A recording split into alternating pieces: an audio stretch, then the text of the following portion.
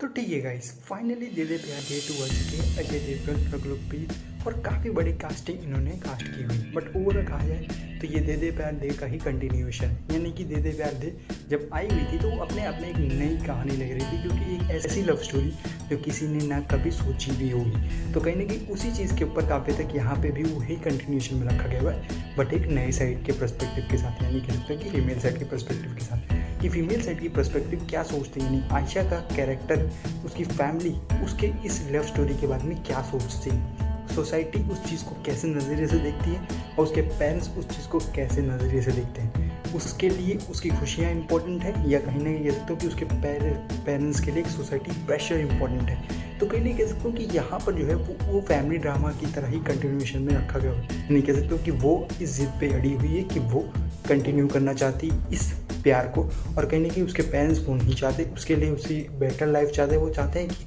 वो जब भी कंटिन्यू करे तो एक नए शुरुआत के साथ करे।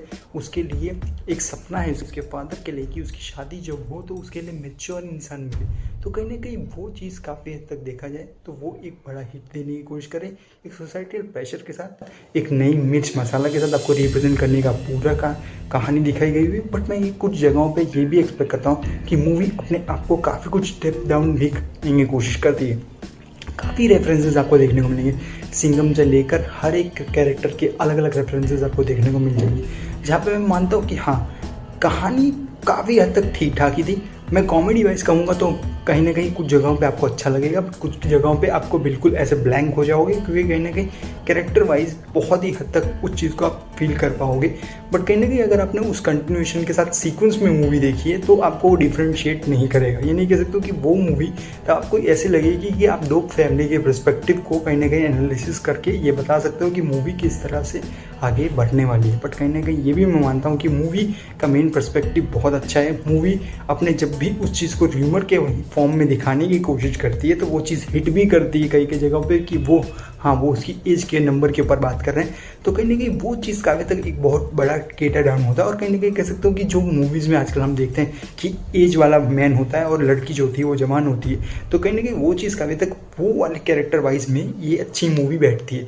बट काफ़ी जगहों पर अगर आप देखा जाए तो ये एक लव स्टोरी से हट के भी एक फैमिली ड्रामा के ऊपर भी फोकस्ड होती है, क्योंकि जब भी फैमिली इस चीज़ में इन्वॉल्व होती है तभी इस काफ़ी हद तक इसके का कह सकते हो कि कैरेक्टर काफ़ी तक हाइपर हो जाते हैं, अपने आप को अलग ही चीज़ करने लगते हैं, और उनके लिए काफ़ी तक सेक्रीफाइस लेवल पे भी वो बात आ जाती है कि वो आगे जाके इस लव स्टोरी को कैरी आउट करना चाहते हैं कि नहीं।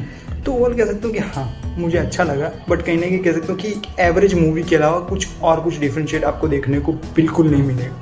मूवी आपको उतना कुछ अच्छा प्रोवाइड भी नहीं कर रही है। मैं मानता हूँ कि हाँ, अगर आपने दे दे प्यार दे देखी होगी तो कंटिन्यूएशन में ज़रूर देख सकते हैं। ये एक कह सकते हो कि ये एक घर बैठी मूवी है जो एक फैमिली ड्रामा के साथ आप ज़रूर कैटर डाउन कर सकते हैं, इनकेस कभी आपका मूड हो तो। मैं थिएटर के लिए इस मूवी को नहीं मानता। उसका रीज़न ये है कि मूवी के अंदर बहुत कुछ है, बट कहीं ना कहीं वो थिएटर एक्सपीरियंस के लिए मूवी नहीं बनी। थिएटर का मतलब ये नहीं होता कि स्पेसिफिकली एक नॉर्मल एवरेज मूवी आप निकाल सकते हो। थिएटर में काफ़ी कुछ एक्सपीरियंस आपको फीलिंग्स के साथ भी देखने को मिलती है। तो मूवी मैं कहूँगा बहुत अच्छी है। मूवी का कैटर डाउन भी अच्छा है। मूवी के कैरेक्टराइजेशन का डेवलपमेंट भी अच्छा दिखाया गया है कि over the period of time maturity ज़रूरी है, और कहीं ना कहीं उस चीज़ को काफ़ी तक दिखाया गया है कि एक रिलेशनशिप में एक साइड से तो मैच्योरिटी होनी ज़रूरी है, कहीं ना कहीं किसी को सेक्रीफाइस तो करना पड़ेगा। तो ओवरऑल कहा जाए तो हाँ, मूवी का मेन कैटर डाउन बहुत अच्छा है। स्टोरी लाइन वाइज मैं ठीक ठाक कहूँगा, और ह्यूमर वाइज बहुत अच्छा मुझे ठीक ठाक नहीं लगा, क्योंकि कहीं ना कह सकता हूँ कि एवरेज ही ह्यूमर है। क्योंकि कहीं ना कहीं कुछ जगहों पे रेफरेंसेस बहुत अच्छे मारे हुए, जो मुझे ऐसा लगा कि हाँ, बहुत अच्छी बात है कि आपने उस जगहों के उस चीज़ों के रेफरेंसेस बहुत अच्छे खासे कनेक्ट किए हुए हैं। अगर आप समझ पाओगे तो समझ पाओगे, नहीं तो वो सिर के ऊपर से चला जाएगा। तो सब्सक्राइब करके हाँ चुके, बाकी वीडियो कमेंट सेक्शन में ज़रूर बताइएगा आपको क्या लगता है कि दे दे प्यार दे 2 क्या दे दे प्यार दे को बीट कर पाएगी, क्या ये अजय देवगन की अगली ऐसी मूवी बन पाएगी जो 100 करोड़ के उनके बजट में आ सके कि नहीं।